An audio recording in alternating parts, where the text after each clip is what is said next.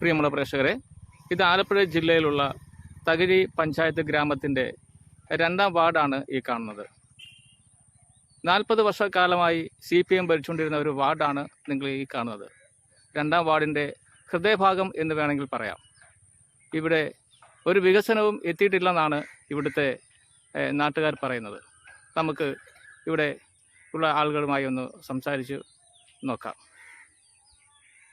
ഇവിടെ താമസിക്കുന്ന സ്ത്രീകളാണ് ഇവർ. നമുക്ക് ഇവരോട് ചോദിക്കാം, നിങ്ങൾക്ക് 40 വർഷം CPM ഭരിച്ച ഈ വാർഡിൽ നിങ്ങൾക്ക് തൃപ്തികരമാണോ എന്ന് ഇവരോട് ചോദിക്കാം. ചേച്ചി പറയൂ, ചേച്ചി എങ്ങനെയൊക്കെയാണ് നിങ്ങളുടെ ഇവിടുത്തെ സാഹചര്യങ്ങൾ എങ്ങനെയൊക്കെയായിരുന്നു? സാഹചര്യം വെച്ചാൽ ഞങ്ങൾക്ക് വഴിയില്ല. ഇത് മുഖ്യമായ പ്രശ്നം വഴിയാണ്. വഴിയില്ല. ഇപ്പൊ ഒരു 3-4 മാസമായിട്ട് വെള്ളം കിട്ടുന്നില്ല. ഇത് തന്നെയാണ് ഇവിടുത്തെ പ്രശ്നങ്ങൾ. അപ്പൊ നിലവിൽ നേരത്തെ വെള്ളം കിട്ടുന്നുണ്ടായിരുന്നോ? നേരത്തെ കിട്ടുന്നുണ്ടായിരുന്നു. ഇപ്പൊ വെള്ളം കിട്ടുന്നില്ല. ഇലക്ഷൻ അടുത്തപ്പോഴാണ് വെള്ളം അവർ തരാതിരുന്നത്. തരാതിരുന്നല്ല, വെള്ളമില്ല. അപ്പൊ പറഞ്ഞു മോട്ടർ കേടാണ്, അല്ല ഇങ്ങോട്ട് പൈപ്പിന്റെ ഇഞ്ച് കുറവായിട്ട് അതൊക്കെ പറയുന്നു. പക്ഷെ എന്നാലും ഞങ്ങൾക്ക് വെള്ളം ഒട്ടും വരുന്നില്ല. പിന്നെ വേറെ എന്തെല്ലാം പ്രശ്നങ്ങളുണ്ട്? നിങ്ങൾക്ക് വഴിയുടെ പ്രശ്നങ്ങളാണോ? വെള്ളം വരുമ്പോൾ ഞങ്ങൾക്ക് ഇത് നടന്നു പോകാമല്ല. ഈ ഒരു ഇവിടെ ഞങ്ങൾക്ക് ഈ ഒരു വഴി കിട്ടിയ വലിയ കാര്യം എന്ന് വെച്ചാൽ മുഖ്യ പ്രശ്നം. ഇത് ചമ്പക്കുളം റൂട്ടാണല്ലേ? ഞങ്ങൾക്ക് പള്ളിയിലോട്ട് പോകാൻ വലിയ പാടാണ്.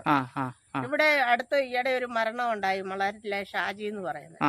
അവന്റെ ബോഡിയും കൊണ്ട് ഇതിലേ പോകേണ്ടത് ആംബുലൻസ് അതിലം വഴി പോയി. കുറച്ചു പേര് ആ പുറകെ പോയി, കുറച്ചു പേര് ഈ പുറകെ പോയി.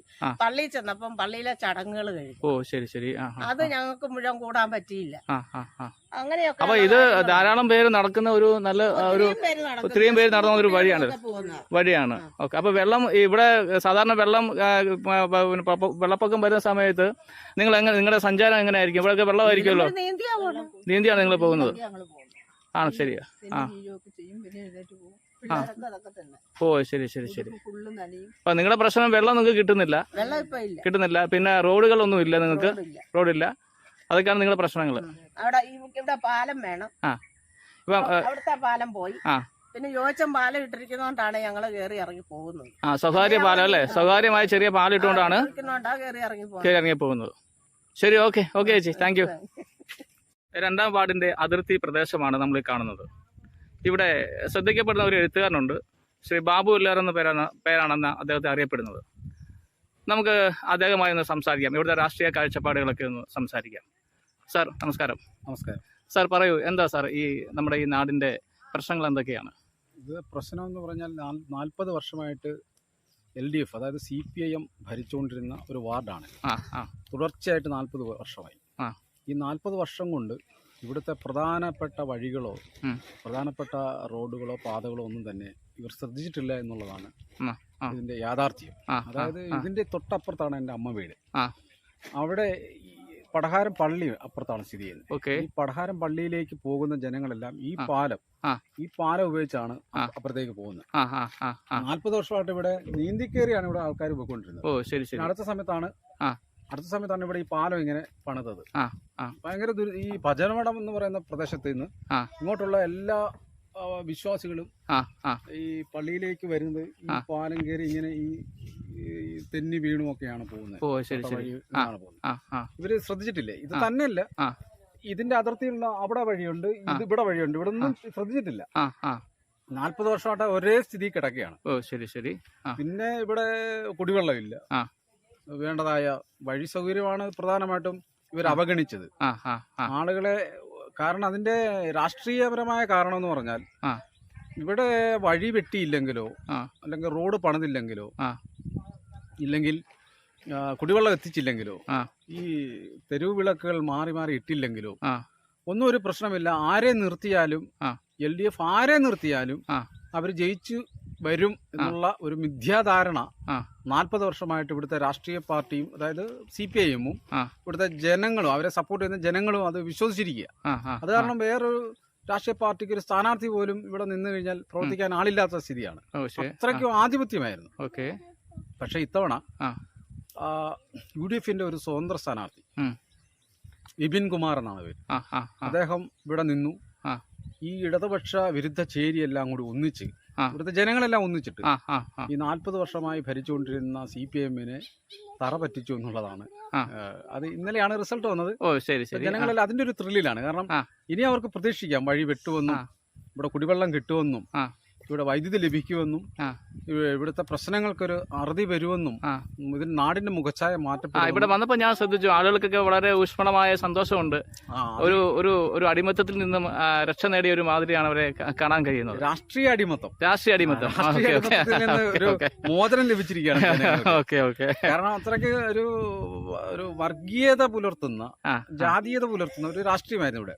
അങ്ങനെ ഒരു പൊളിറ്റിക്സ് ആയിരുന്നു. അത് കാരണം ന്യൂനപക്ഷങ്ങൾക്കൊക്കെ വളരെ ഭയത്തോടു കൂടി ഇവർക്കെതിരെ സംസാരിക്കാൻ പോലും ഭയമാണ്. അത്രയ്ക്കൊരു രാഷ്ട്രീയ ആധിപത്യമുള്ള സ്ഥലമായിരുന്നു ഇടതുപക്ഷത്തിന്. പക്ഷേ ഇന്നലത്തെ റിസൾട്ട് മികച്ച ഭൂരിപക്ഷത്തോടുകൂടി ആ സ്വതന്ത്ര സ്ഥാനാർത്ഥി പാസ്സാകുകയും അല്ലെങ്കിൽ ജയിക്കുകയും ജനങ്ങൾക്കൊരു പ്രത്യാശ, ഒരു ആവേശം നൽകുന്ന ഒരു വിജയം അദ്ദേഹം കാഴ്ചവെക്കുകയും ചെയ്തു. അത് ഇവിടുത്തെ എല്ലാ ജനങ്ങളും ഒന്നിച്ചു നിന്നുകൊണ്ട് ഈ ആധിപത്യത്തിന്റെ രാഷ്ട്രീയത്തെ പൾട്ടിയടിച്ചു. ഹിന്ദി പറയുന്ന പൾട്ടിയടിച്ചു. അങ്ങനെ വേണം തിരുത്തി മറിച്ചിട്ടടിക്കുന്ന പറയുന്ന അങ്ങനെ സംഭവത്തിൽ വിജയിച്ചിരിക്കുകയാണ്. ഇനി ജനങ്ങൾക്ക് പ്രതീക്ഷയുണ്ട്. അവർക്ക് റോഡ് വരും, വെള്ളം വരും, വഴിലൈറ്റ് ഇടും, സ്വജനപക്ഷപാതം ഇല്ലാതാവും എന്നൊക്കെയുള്ള ഒരു വിശ്വാസത്തിന് പുറത്താണ് ഇപ്പൊ ജനങ്ങള്. ഞാൻ എന്റെ കുട്ടിക്കാലം മുതലേ കാണുന്ന ഒരു പാലമാണ് ഇത്. നേരത്തെ ഒരു തടിയായിരുന്നു. അതിപ്പം പഞ്ചായത്ത് ഇട്ടെന്നും പറഞ്ഞ ഈ പാലത്തിന്റെ ശോധനയാസമുണ്ട്. ഈ പാലം ഇത് 100 കണക്കിന് യാത്ര ചെയ്യുന്നവർക്ക് ദുരിതം സമ്മാനിച്ചൊരു പാലമാണ്. ഈ പാലം കയറി ഇറങ്ങി അങ്ങോട്ട് ചമ്പക്കുളത്തിന് പോവാം, അങ്ങോട്ട് പടകാരത്തിനും പോവാം. പടകാരത്തിന് പോകാന്ന് പറഞ്ഞാൽ പള്ളിയിലേക്ക് ഇവിടെ ഒരാൾ മരിച്ചു കഴിഞ്ഞാൽ ഡെഡ് ബോഡി ആയിട്ട് ഈ പാലം കയറി വേണം പോവാൻ. അതുകൊണ്ട് അവര് ആറ്റിലൂടെയും അതുപോലെ അപ്പുറത്ത് കാണുന്ന റോഡിലൂടെയൊക്കെയാണ് ഡെഡ് ബോഡി കൊണ്ടുപോകുന്നത്. കുറച്ച് ആൾക്കാർ ഇതിനെ നടന്നു പോകും. അത്രയ്ക്ക് ദയനീയമായ അവസ്ഥയാണ്. ഗതാഗത സൗകര്യമില്ലാത്ത ഒരു എന്താ പറയുന്നത്, ഒരു ഉട്ടോപ്യൻ മാതൃക എന്നൊക്കെ പറയുന്ന രീതിയിലുള്ള ഒരു വാർഡായിരുന്നു ഇത്. ഇനിയിപ്പോൾ മാറുമെന്ന് ഞങ്ങൾ പ്രത്യാശിക്കുകയാണ്. മാറ്റം ഉണ്ടാവുമെന്ന് ഞങ്ങൾ വിശ്വസിക്കാം. ശരി, താങ്ക് യു. നമുക്ക് ഈ വാർഡിനെ കുറിച്ച് ഇവരോടും കൂടെ ഒന്ന് ചോദിക്കാം, കാര്യങ്ങളൊക്കെ എങ്ങനെയൊക്കെയാണെന്ന് ചോദിക്കാം. ചേട്ടാ നമസ്കാരം. നമസ്കാരം. ഞാൻ തകഴി പഞ്ചായത്ത് ഗ്രാമപഞ്ചായത്തിലെ 2ാം വാർഡിലെ ഒരു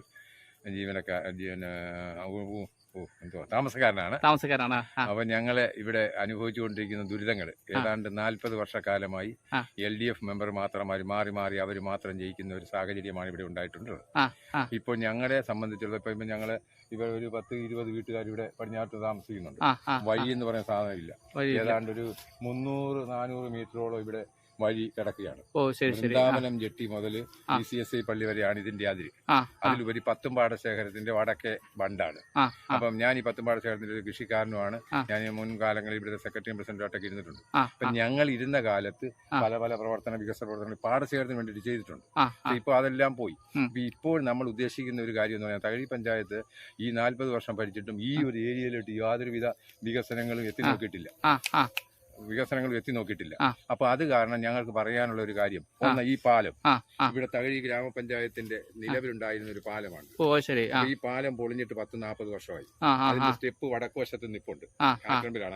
അന്ന് പാലം ആറ്ററമ്പിൽ കൂടെ പഞ്ചായത്ത് പാലം. അതിന്റെ സ്റ്റെപ്പ് ഇപ്പോഴും അവിടെ നിലവിൽ നിൽക്കുക. അപ്പൊ ഈ ഒരു സാഹചര്യത്തിൽ നമ്മൾ ഉദ്ദേശിച്ച് ആഗ്രഹിക്കുന്ന ഒരേ ഒരു കാര്യം എന്ന് പറഞ്ഞു കഴിഞ്ഞാൽ, ചേട്ടാ ഈ പാലത്തിൽ കൂടാണ് ഈ സാധാരണ കുട്ടികളൊക്കെ കയറി പോകുന്നത്. ഇപ്പത്തെ അവിടെ കുട്ടി ഒരു കണ്ടുകളെ പയ്യൻ കയറി പോകേണ്ട പിള്ളേരാ. ഈ വെള്ളത്തിൽ അങ്ങനെ പോയി കഴിഞ്ഞാൽ രക്ഷയില്ല. അവിടെ കൈയും കാലോട്ട് അടിക്കത്തേ ഉള്ളൂ. അത് കണ്ടില്ല, അക്കരെയുള്ള ആൾക്കാർ കൊണ്ട് വണ്ടി വെച്ചിരിക്കുന്നത്. ഇവിടെ യാത്ര എളുപ്പത്തിന് വേണ്ടിയിട്ട് ഇതിലെ. അപ്പൊ അവരിവിടെ വണ്ടി കൊണ്ട് വെച്ചിട്ട് ആ പാടത്തെ കൂടെ കയറി ഇറങ്ങുന്നത്. ഞാൻ ഇവിടെ ഈ പാടത്തിൽ നിന്ന് വെള്ളത്തിൽ പോയിട്ടുണ്ട്. രാവിലെ പള്ളിയിൽ പോകാൻ പോയപ്പോൾ ഞാൻ തലയെ കുത്തി വെള്ളത്തിൽ പോയി. എന്റെ ഫോണും പോയി, കൊടയും പോയി, കണ്ണാടിയും പോയി. ഇങ്ങനെയൊക്കെയുള്ള സംഭവങ്ങളുണ്ട്. അപ്പൊ നമ്മൾ ആഗ്രഹിക്കുന്നത് ഇത് ഒരു വികസന പ്രവർത്തനങ്ങൾ ഇങ്ങോട്ടുകൂടെ എത്തിക്കണമല്ലോ. തകഴി പഞ്ചായത്തിനെ സംബന്ധിച്ചോളം വികസന പ്രവർത്തനങ്ങൾ കുറവാണ് എങ്കിൽ തന്നെ, അതായത് ഇനിയിപ്പോ പുതിയതായി ജയിച്ചേറി വന്ന സ്ഥാനാർത്ഥിയുടെ പ്രതീക്ഷകളൊക്കെ ഉണ്ടോ നിങ്ങൾക്ക്? ഞങ്ങൾക്ക് പ്രതീക്ഷയുണ്ടോ എന്ന് ചോദിച്ചാൽ ഞങ്ങൾ കൊണ്ടുവന്നൊരു കുറച്ച് പയ്യനാണ്. കോൺഗ്രസിന്റെ സ്ഥാനാർത്ഥി നിർണ്ണയ കോൺഗ്രസ് പ്രവർത്തകനാണല്ലേ? അപ്പൊ ഞാൻ തന്നെ കൊണ്ടുവന്നൊരു പയ്യനാണിത്. ഈ തകഴി ഗ്രാമപഞ്ചായത്തിനെ സംബന്ധിച്ചിടത്തോളം പറയാം, കോൺഗ്രസ്സുകാർ വളരെ കുറവാണ്. ഞാനും വേറൊരു കക്ഷി മാത്രമേ കോൺഗ്രസിൽ പ്രവർത്തിക്കാനുള്ളൂ. അപ്പൊ ഞങ്ങൾ പ്രവർത്തിച്ച് മടുത്ത് അപ്പൊ ഞങ്ങൾ അടുത്ത ലാസ്റ്റ് ബസ്സിലേക്ക് ഇപ്പൊ കയറിയിരിക്കുകയാണ്. അപ്പൊ അങ്ങനെയാണ് ഈ പയ്യനെ കിട്ടിയപ്പോൾ ഇവിടുത്തെ ഒരു പ്രഗത്ഭനായ ഒരു വ്യക്തിയെ തോപ്പിച്ചുകൊണ്ടാണ് ഈ പയ്യൻ ഇപ്പോൾ ജയിച്ചിരിക്കുന്നത്. BO എക്കണോമിക്സ് ബിരുദധാരിയായ പയ്യൻ. അവൻ ഏതാണ്ട് 86 വോട്ടിന്റെ ഭൂരിപക്ഷത്തിൽ വിജയിച്ചിരിക്കുകയാണ്. അപ്പൊ അവനിലാണ് ഞങ്ങളുടെ സർവ്വ പ്രതീക്ഷ. എല്ലാ പ്രതീക്ഷയിലും നമ്മുടെ പുതിയ ആളിനോടാണ്, പുതിയ സ്ഥാനാർത്ഥിയോടാണ്, നിങ്ങളുടെ ജയിച്ചേറി വന്ന സ്ഥാനാർത്ഥിയോടാണ് നിങ്ങൾക്ക് എല്ലാവരും പ്രതീക്ഷയല്ലേ? ചേച്ചി എന്ന് പറയാനുണ്ട്? എനിക്ക് പറയാനുള്ളത് ഞങ്ങൾക്ക് പാലം അത്യാവശ്യമാണ്. പാലം അത്യാവശ്യമാണ്. ഞങ്ങൾ സ്വന്തമായിട്ടിട്ട പാലമാണ്. ഞങ്ങൾ ഈ വീട് പണിക്ക് വേണ്ടിട്ട് ഒത്തിരി കഷ്ടപ്പെട്ട് സാധനങ്ങളൊക്കെ കയറ്റിക്കര ഇറക്കാനായിട്ട്. അപ്പൊ അതുകൊണ്ട് ഞങ്ങൾക്ക് പാലം ഇവിടെ തന്നേ പറ്റത്തുള്ളൂ. അതുകൊണ്ട് പാലം ഞങ്ങൾക്ക് ഉറപ്പായിട്ട് വേണം. റോഡും ശരിയാക്കി കിട്ടണം. വാർഡിന്റെ വികസനം എല്ലാം വേണം. എല്ലാം വേണം. ഓക്കെ ശരി.